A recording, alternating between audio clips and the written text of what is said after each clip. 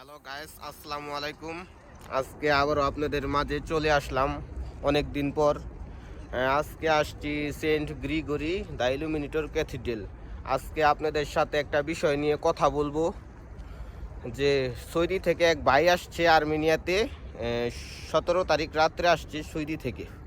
তার ইমিগ্রেশনে কি কি প্রবলেম হলো, কি কি সমস্যা হলো, তার পুরো অভিজ্ঞতাটা আজকে আপনাদের সাথে শেয়ার করব।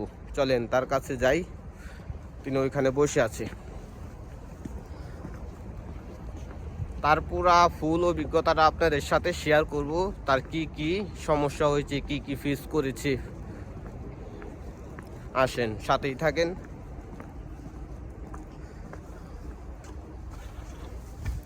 জি ভাই, ইনি সালাম দেন ভাই।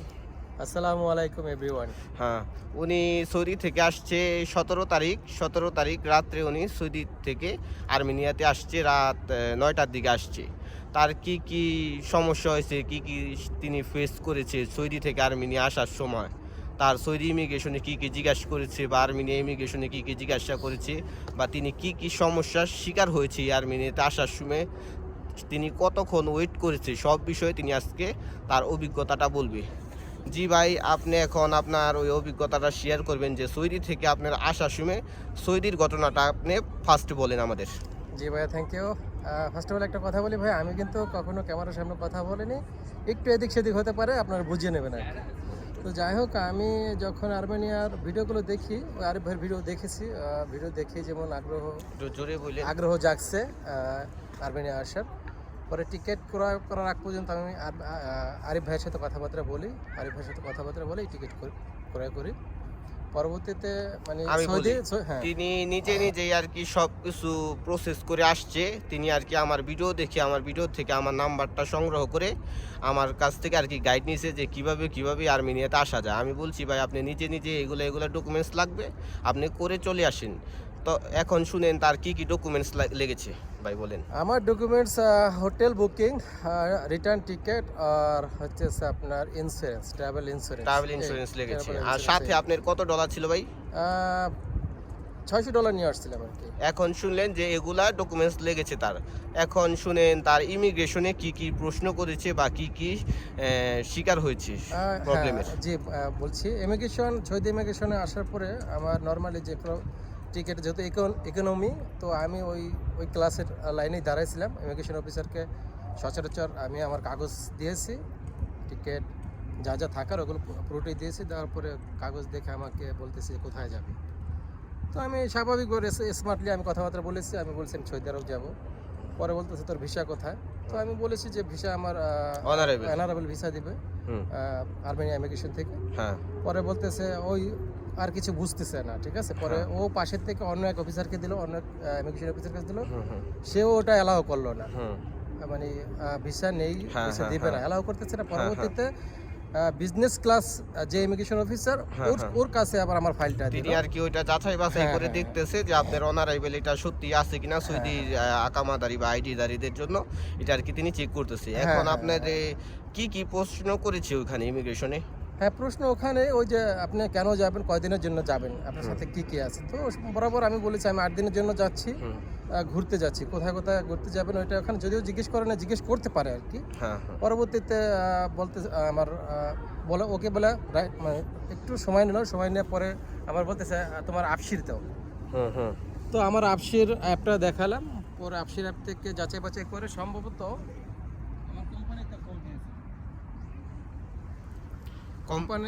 সম্ভবত আমার কোম্পানিতে ফোন দিয়েছে। ফোন দিয়ে কথাবার্তা বললো যে আমার তো আকামা ভ্যালিড 7 মাস আছে। তো ওই জিনিসটা যাচাই বাছাই করে কোম্পানিতে ফোন দিছে। ফোন দেওয়ার পরে যেমন শিওর হয়, তারপর আমাকে বলছে ওকে ঠিক আছে। এখন সৌদি ইমিগ্রেশনে তো আপনার এমনি কোনো সমস্যা হয়নি বা ততটা কিছু ঝামেলা হয়নি? না, ওরকম ঝামেলা হয় নাই, কিন্তু কথাবার্তা স্মার্টলি বলতে হবে, ঘাবড়ানো যাবে না, কোনো রকম ভাবে ঘাবড়ানো যাবে না। কথাবার্তা আপনারা একটু স্মার্টলি থাকবেন, আর যা জিজ্ঞাসা করবে তা বিশেষ করে আপনার ভাষার দক্ষতাটা দরকার আছে, ঠিক আছে। ভাষা কথা বলতে হবে, কথা না বললে আপনাকে কোনোভাবে আপনি ইমিগ্রেশন অফিসার কিছু জিজ্ঞাসা করলে আপনারা স্মার্টলি অ্যানসারের উত্তর দিবেন, ওইটা অ্যানসার দিবেন, স্মার্টলি থাকবেন, এতটুকুই। তাহলে সৌদি ইমিগ্রেশন আপনার কোনো সমস্যা হয়নি বা এগুলোই আর কি? সৌদি ইমিগ্রেশনে কোনো ঝামেলা হয়নি। আমার ট্রানজিট ছিল দুবাইতে ইনশাআল্লাহ কোনো সমস্যা হয়নি। হ্যাঁ, পরবর্তীতে হ্যাঁ। আর্মেনিয়া ইমিগ্রেশন আমার এখন আমি বলি তাইলে সৌদি ইমিগ্রেশন আপনারা সুন্দর মতোই পাস করে গেলেন, এগুলো আপনাকে প্রশ্ন করেছে। জি, জি, তাইলে জি। ভিউয়ার্স সবাই তো শুনলেন যে সৌদি থেকে তাকে কি কি জিজ্ঞাসা করেছে। এখন শুনেন যে সৌদি থেকে তিনি আসছে আর্মেনিয়াতে তার কি কি সমস্যা হলো বা কি কি জিজ্ঞাসা করেছে।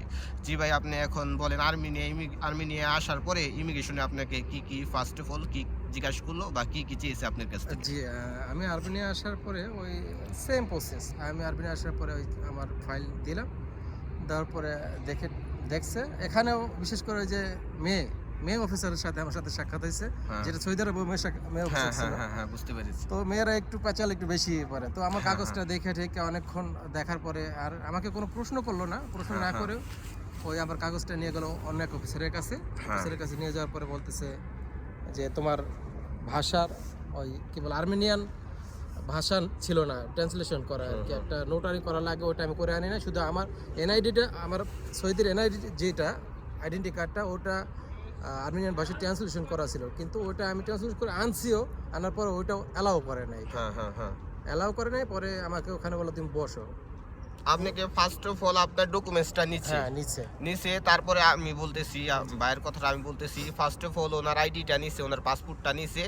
নেওয়ার পরে উনি আপনারা অনেকে একটা কাজ করেন কি যে ট্রান্সলেশন করে আনেন, আপনার ওই আকামাটা ফোন দিয়ে ট্রান্সলেশন করে আনেন। কিন্তু এখন এটা আগে চলতো, এখন এটা ভাই চলে না।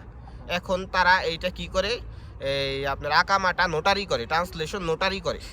এখন ভাই আপনি বলেন যে কি কি আপনার কাছে চেয়েছে বা কত টাকা চেয়েছে হ্যাঁ, এটার জন্য? সেটাই। এখন আমার ট্রান্সলেশন করে নিয়েছিল, ওটা তো আর অ্যালাউ করে না। পরবর্তীতে আমাকে মানে একটা অফার দেয়, মানে টাকা লাগবে। তো আমার কাছে মোটামুটি কত, $20,000 না? 20,000 ড্রাম। হ্যাঁ, 20,000 ড্রাম চাইলো। 20,000 ড্রাম চাওয়ার পরে আমি বললাম যে একটু কমের কথা বললাম। হ্যাঁ আমি বলতেছি ভাই, ভাইয়ের কথাটা আমি বলতেছি।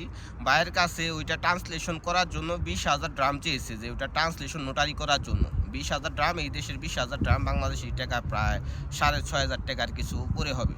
20,000 ড্রাম ওনার কাছে চেয়েছে। উনি তো মনে করলো যে কিসের টাকা, উনি তখন আমাকে মেসেজ দিল হোয়াটসঅ্যাপে যে ভাই এই টাকাটা তো আমার কাছে চাইতেছে, এখন কি করব ভাই। এখন আগেও যারা আসছে তারাও এইরকম টাকাই দিছে, 15,000 ড্রাম বা 20,000 ড্রাম। এটা লাগবে, মাস্টলি লাগবে। এটা লাগবে ভাই। এখন মোবাইলের ওই ট্রান্সলেট চলবে না। এখন এইখানে তারা 15,000 ড্রাম বা 20,000 ড্রাম নিয়ে তারা নিজেরাই ট্রান্সলেশন করে নোটারি করে আপনাদের দিবেন।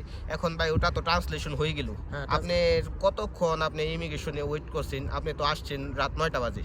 হ্যাঁ, হ্যাঁ। তাহলে ওখানে বেশিক্ষণ না, এই 1.5 ঘন্টা, সর্বোচ্চ 2 ঘন্টা, কারণ এটা একটা হ্যাঁ স্বাভাবিক প্রসেস, এটা লাগেই। তার ভাই 1.5 থেকে 2 ঘন্টা লাগছে এটা ট্রান্সলেশন প্রসেসটা নোটারি কমপ্লিট করতে।